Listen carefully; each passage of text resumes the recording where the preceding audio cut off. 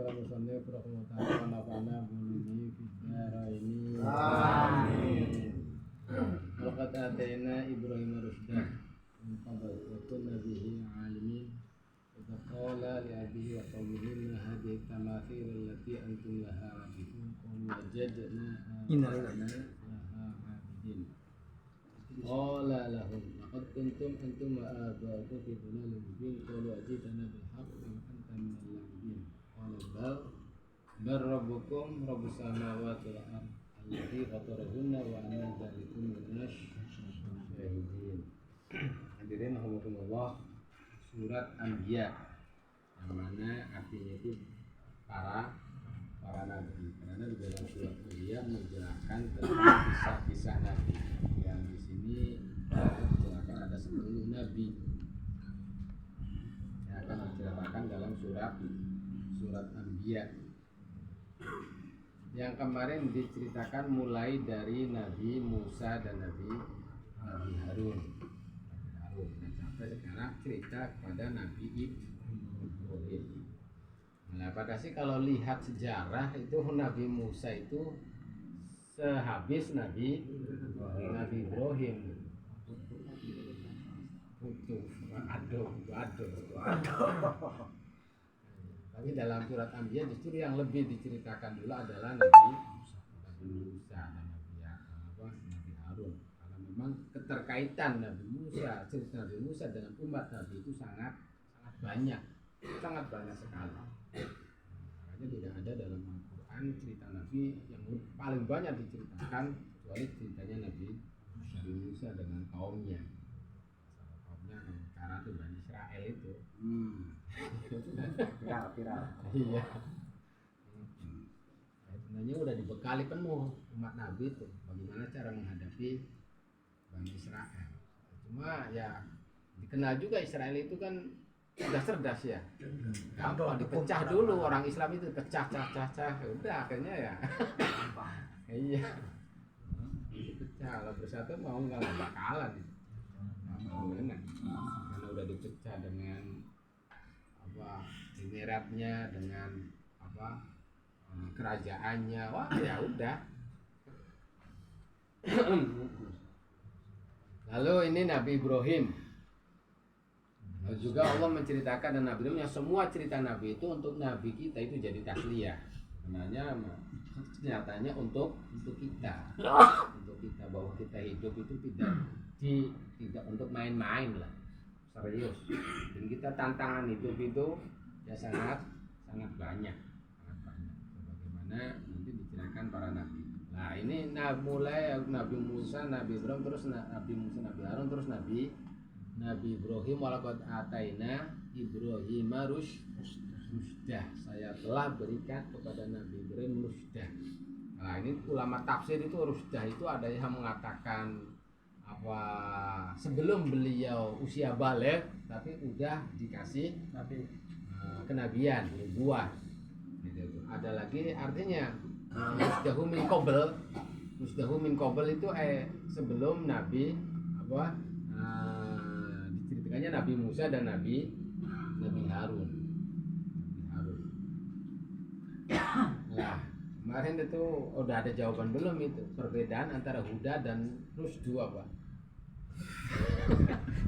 Apa perbedaan huda dan rusdu, apa perbedaannya? Nah, ini ke rusda ada huda ya. Itu kalau dalam arti kan sama petunjuk. Rusdu ya petunjuk. Rasyada ya petunjuk. Huda juga petunjuk. Nanti ihdina. Bukan pakainya bukan mursyada itu apa gitu. Nah, memang sih dalam itu perbedaan antara sama-sama irsyad memberi petunjuk dengan tidak memberi petunjuk. Nah, itu perbedaannya ulama banyak, tapi yang paling banyak dilihat itu dari kebalikan. Bisa pahamnya itu. Kalau kebalikannya huda apa? Dolal. Kebalikannya huda itu dolal, tapi kebalikannya rusdu kebalikannya rusdu itu hoy. Wa yara sabila rusdu wa ilyau sabilal ghoy. Itu ada itu dalam Al-Qur'an. Wa yara sabila rusd wa yara sabila rusd ghoy. Itu beri kebalikan rusdu adalah ghoy. Itu mananya apa itu? Itu kalau kita dilihat kebalikannya jelas apa perbedaan huda dan ghoy. Jadi kalau kebalikannya huda ada dolal kesesatan. Tapi kalau kebaikannya rusdu adalah kelacutan. Lah, kalau nabi umat Nasoro itu dia menganggap Nabi Isa itu sebagai Tuhan. Itu adalah dolal. Bukan hoy, bukan. Tapi kalau Nabi Yahudi itu al-maghdub itu adalah mereka lacut.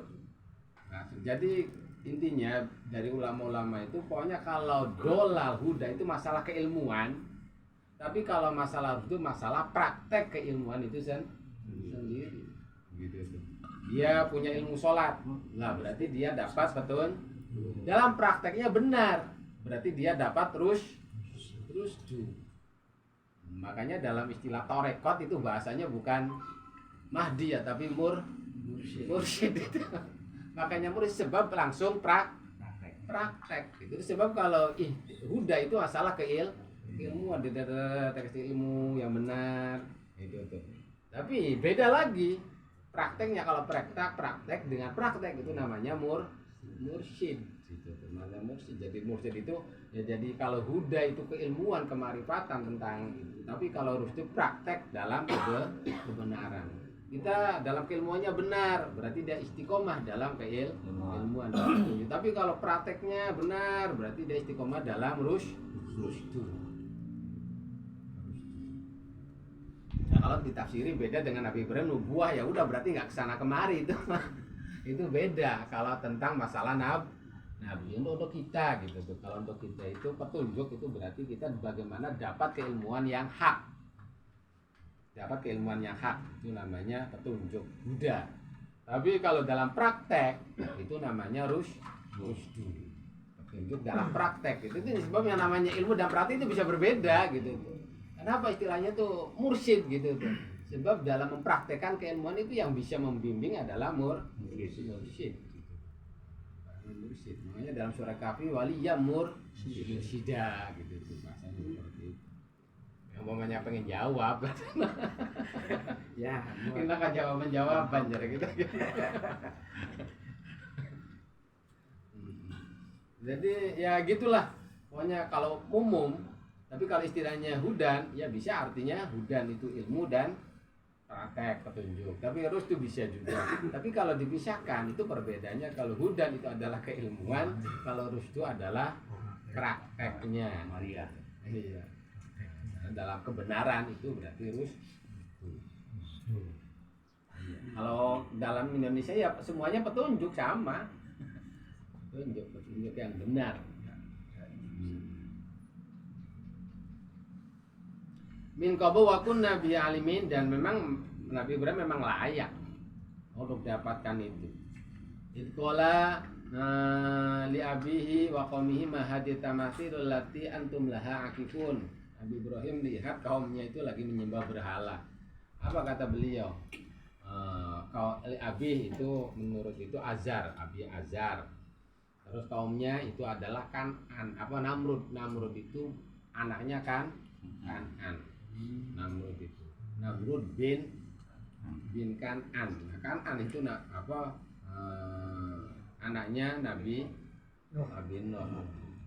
Sebelum meninggal itu punya anak namanya Namrud. Wah, luar biasa itu, raja yang luar biasa itu.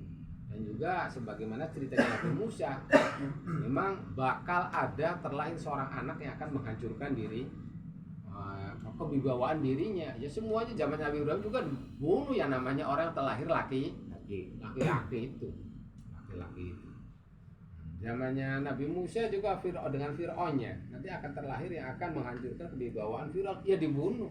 Tapi ya namanya ketentuan Allah tidak bakalan dikalahkan. Untuk korbannya banyak, tetap itu mah hancur. Ya kita dalam kenyataan juga seperti itu. Kita helahnya bagaimanapun upaya kita untuk bagaimana merubah keadaan, tetap yang paling menang adalah ketentuan Allah. Walaupun kita korbankan semuanya demi perubahan umpamanya, umpamanya kan. Tapi tetap yang paling menang itu ada ketentuan Allah. Ya pengen Raja Fir'aun kan pengennya gitu. Bagaimana supaya tidak terjadi dia digulingkan, gimana tidak terjadi dia kewibawanya. Ya tetap aja walaupun korban udah banyak kan, yang dibunuh ribuan anak itu. Tapi malah yang mau jadi musuhnya malah diasuh di istana. Istananya malah yang mau jadi malah diasuh di istana itu mah. Mestinya paling pertama di itu. Itu ya hukum yang seperti itu sudah tidak bisa ditolak gitu. Dan kita tuh banyak sebenarnya kejadian kehidupan itu. Nah, akhirnya pas Nabi Ibrahim ya usia berapa tahunan, lihat kaum-kaumnya pada nyembah berhala. Di sini kan bahasanya apa? Azar. Qabla bulughi.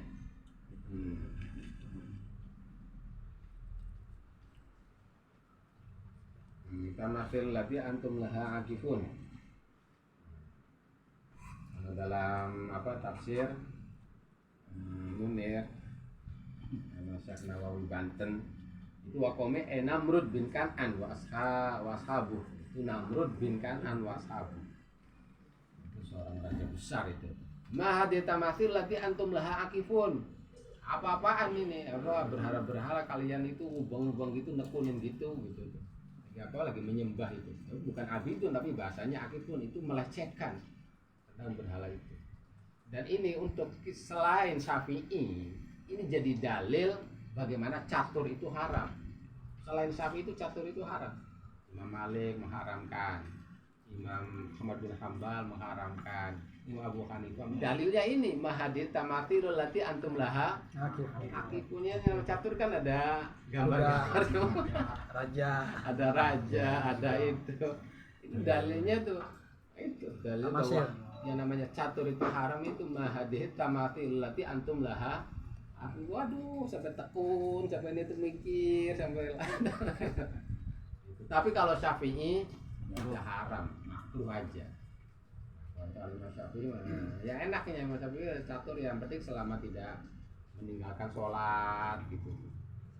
Malahan kalau cerdas yang malahan dianjurkan Imam Syafi'i. Untuk ngasah otak nggak catur itu dianjurkan kalau Imam Syafi'i. Tapi selain mazhab Syafi'i itu haram. Walaupun tidak dengan bayaran gitu, kalau bayaran mah sepakat buat main-main aja. Imam Syafi'i memang imam kita itu luar biasa ya. Beliau itu kalau catur juga sering ceritakan tidak pernah, tapi walaupun beliau itu mengalah catur tidak pernah dihadapi. Jadi taruhnya di belakang. Imam catur ayo aman saya nggak pernah di depan itu. Hanya di belakang. Gitu. Udah maju, ini maju terus, tapi menang terus, nggak pernah kalah. Syafi'i itu. Terus beliau itu yang namanya ahli mana? Kalau mana ada 10 tidak ada yang meleset itu. Kalau sekarang tembak lah. Maka dalam itu tidak dalam kitab-kitab fikih tidak ada hukum yang tentang masalah hukum sabak itu mana itu yang pertama sekali itu adalah imam. Habis itu semua madhab itu akhirnya berlomba tentang ada fikih, ada bab masalah itu perlombaan sebelumnya tidak ada itu sebelum Imam Syafi'i. Sebelum muncul ada bab sabak perlombaan bagaimana kalau bayar masing-masing keluar haram, tapi kalau yang satu aja yang keluar nggak apa-apa. Kalau pengen keluar ada 3 orang nggak apa-apa, si A si B mengeluarkan uang 100 ribuan tapi harus ada mukhalil, tapi mukhalilnya itu ya sepadan kelasnya, jago lagi jangan asal-asal mukhalil gitu ya. Dan itu pertama sekali mencetuskan itu Imam Syafi'i, sebelumnya tidak pernah itu. Apalagi yang namanya tentang metode usul fiqh, sebelumnya tidak ada ulama-ulama yang membuat usul fiqh itu. Pertama sekali buatnya Imam. Beliau kelahiran Palestina. Palestina, Gaza. Lagi Gaza. Semangat Gaza. Dan dalilnya yang mengharamkan itu, yang umpamanya kita ada yang mengharamkan selain itu, ya udah biarin aja. Sebab yang memang ada selain Syafi'i itu mengharamkan ya Naca, tetapi kita Syafi'i ya nggak apa-apa itu, nggak apa-apa. Dan dalilnya apa mereka yang mengharamkan ya ini, mahadih tamathilul lati antum laha akifun. Gitu. Itu kan serius banget ya orang catur itu ya, serius seperti orang nyembah gitu. Ada raja, ada patung, ada kuda. Dalilnya itu selain madzhab Syafi'i itu mengharamkannya, dalilnya ini. Ini Imam Syafi'i. Jadi khuruj minal khilaf gitu. Iya.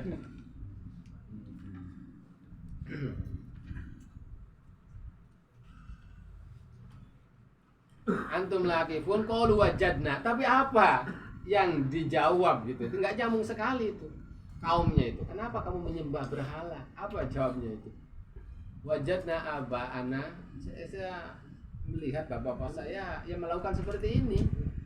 Itu kan pertanyaan dan jawaban tidak nyambung. Pengen tahu alasan kenapa kalian menyembah, tapi semata-mata karena taklid buta.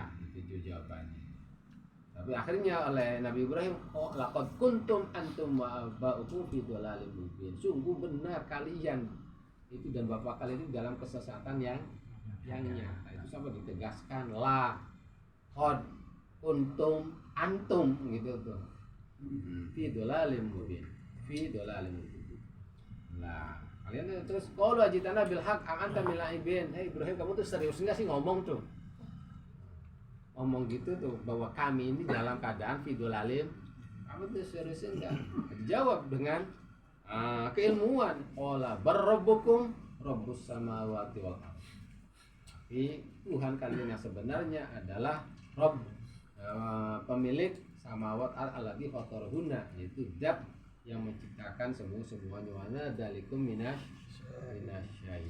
Dan betapa memang yang namanya kita itu dituntut, sebab yang namanya sunnah ya, ada hadis kan mansana sunnatan hasanatan, ada mansana sunnatan sayyi'atan. Umpamanya kita mengikuti orang tua, mending yang dalam hasanah. Repotnya kalau yang sayyi'ah gitu. Nah ini kan berarti kaumnya Nabi Ibrahim dia mengikuti sunnah sayyi'ah, yaitu bapaknya itu yang namanya rentan kita mengikuti asal ikut-ikutan tuh, asal ikut-ikutan. Dan umpamanya walaupun benar tetap kita lemah, sebab nanti kalau ditanya ya kita nggak bisa hujah, sedangkan mana dalilnya sekarang kita kayak gitu ya, musimnya tuh mana dalil jangan cuma ngikut orang tua gitu. Seringkali kita udah ditodongnya seperti itu. Dalilnya mana dalilnya? Dalilnya. Wah, lagi ya kudu pinter lah itu. Kudu pinter. Walaupun kita itu yakin orang tua kita dalam sunnatun hasanah, tapi kalau ditembak seperti itu, aduh, ya gitu tuh. Mereka berdalil bener enggak dalilnya, padahal mah dengan menentang apa yang kita lakukan itu. Ini bid'ah, dalilnya ini nggak benar sebenarnya mah. Cuma kan kalau kita nggak bisa dalil juga kan, waduh repot gitu. Makanya kita dalam ayat ini menceritakan walaupun kita dalam kebenaran, tetap kita perlu ada kecerdasan dalil. Gitu.